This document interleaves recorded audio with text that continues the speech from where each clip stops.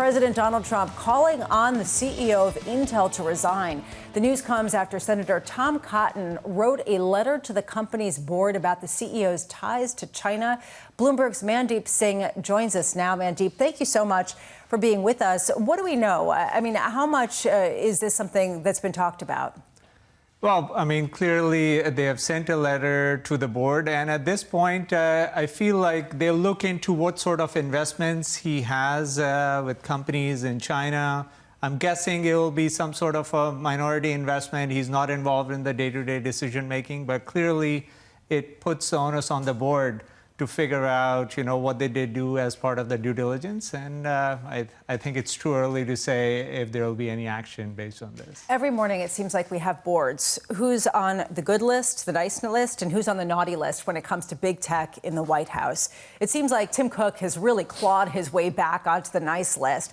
Is Intel being on the naughty list, essentially, going to have some sort of material impact to its business plan, to its effect from tariffs? I mean, when I look at, semiconductor manufacturing in the U.S., right now, Intel and Global Foundries are the two companies that are doing this at scale.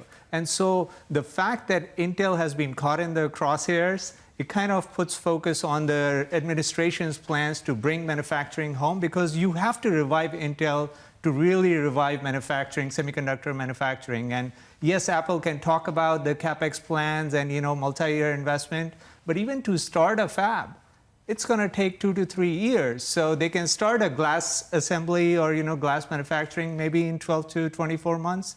But for an advanced node fab, as we have seen with TSMC in Arizona, it takes a while. And so Intel, to me, is still the company that they need to revive to be able to say that, semiconductor manufacturing can take place and we can do this at the advanced node level. Intel, though, did plead guilty for violating U.S. export controls, sending some of these semiconductors to a military university in China just last month. Do you see an emphasis now, potentially, on this administration to continue to ratchet up pressure with China when it comes to export controls? And what does that mean for a company like AMD, which is still trying to get licenses after the administration made a U-turn on the most recent export control in April? Yeah, that's where the whole Section 232 comes into play in terms of the investigation that's going on. And look, I mean, it's very hard for an NVIDIA or Intel or AMD to determine who the end customer will be for their chips, right? Because, they sell in bulk. There's so many resellers in between that you can't really, even with location tracking,